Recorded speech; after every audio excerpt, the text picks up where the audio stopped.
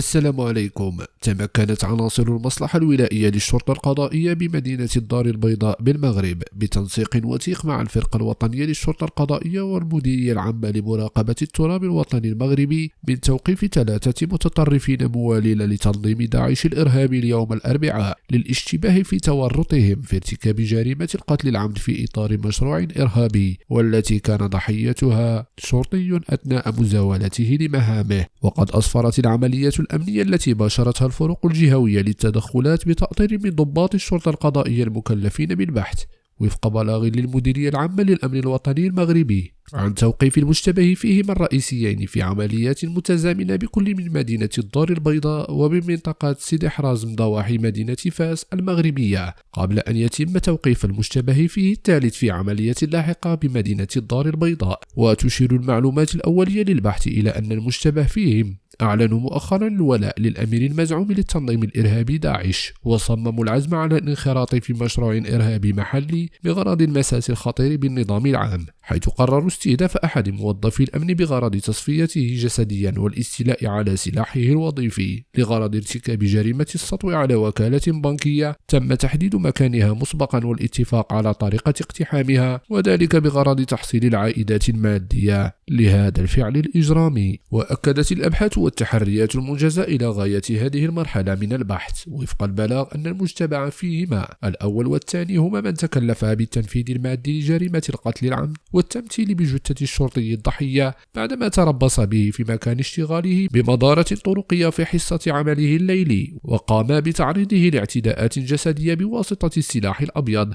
قبل أن يعمد إلى سرقة سيارته الخاصة وسلاحه الوظيفي وإضرام النار في جثته بمنطقة قروية. كما أوضحت مسارات البحث كذلك أن المشتبه فيهما قام بالتنسيق مع المشتبه فيه الثالث والذي يحمل نفس المخططات المتطرفة، وذلك لتغيير معالم الجريمة وطمس الأدلة من خلال إضرام النار عمدا في السيارة الخاصة بالشرطي الضحية. وقد مكنت عملية المسح التقني وإجراءات التفتيش المنجزة في إطار هذه القضية من حجز الأسلحة البيضاء المستعملة في ارتكاب هذه الجريمة واسترجاع الأصفاد المهنية والسلاح الوظيفي الخاص بالشرطي الفقيد، والذي تم تخبئته في مكان آمن بمدينة الدار البيضاء، وذلك تحضيرا لاستخدامه في استكمال مشروعهم الإرهابي. وقد تم الاحتفاظ بالمشتبه فيهم تحت تدابير الحراسة النظرية على خلفية البحث القضائي الذي عهدت به النيابة العامة المشرفة على البحث إلى المكتب المركزي للأبحاث القضائية التابع للمديرية العامة لمراقبة التراب الوطني،